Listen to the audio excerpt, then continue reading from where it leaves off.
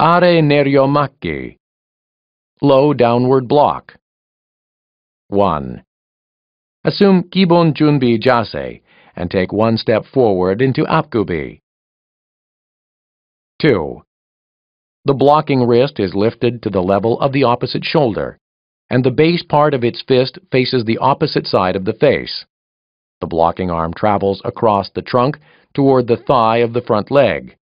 The base part of the blocking fist is now facing the thigh of the front leg. The gap between the blocking fist and the thigh is to be about the width of two vertically erected fists. 3. The other wrist is extended to the level of the solar plexus in a turned-down state, travels across the blocking wrist simultaneously, and rests on the side of the waist in the form of a turned-over fist.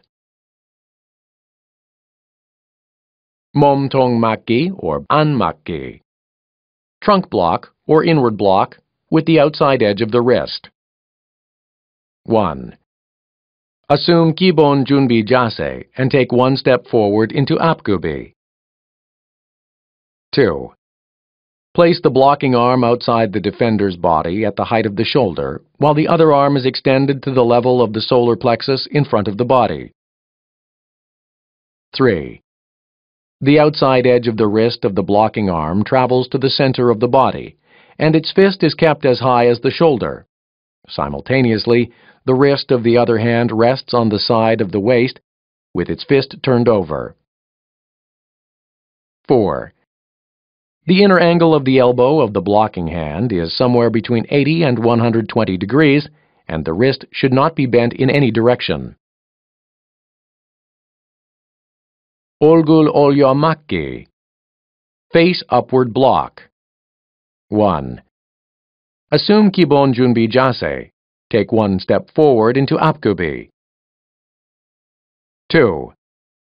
Place the turned-over fist of the blocking arm slightly lower than the elbow of the other arm, while the other arm is lifted to the level of the shoulder of the blocking arm.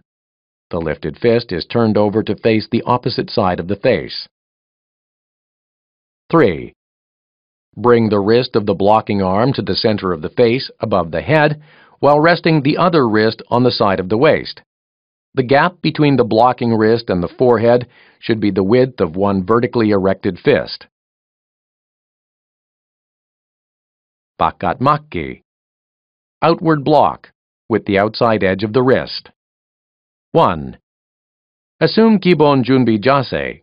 With one foot fixed in place, take one step forward with the other foot into Apgubi by bending both knees and shifting the center of gravity to the rear leg and loading 2/3 of your weight onto the supporting leg.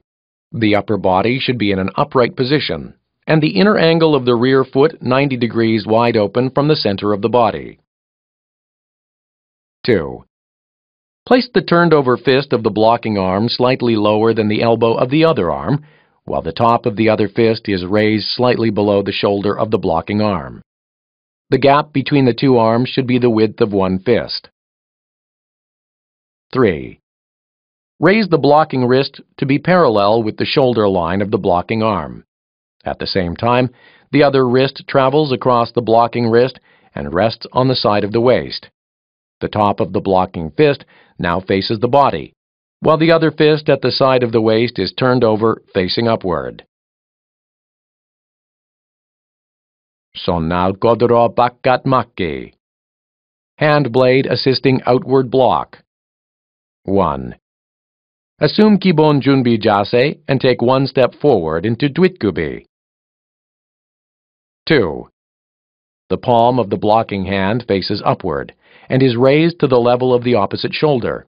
The palm of the supporting arm faces backward and is extended sideways behind the defender's body, with the elbow kept open at an angle of 90 to 120 degrees. The fingertips of the supporting hand are lifted shoulder high. 3. When both hands travel across the chest toward the front, the blocking hand passes the level of the defender's nose in a circular motion, while the wrist of the supporting hand is placed in front of the solar plexus. 4. The fingertips of the blocking hand stay at the same height as its shoulder with the palm facing forward and its wrist unbent. The palm of the supporting hand faces upward, while the distance between the supporting hand and the solar plexus should be about an inch apart.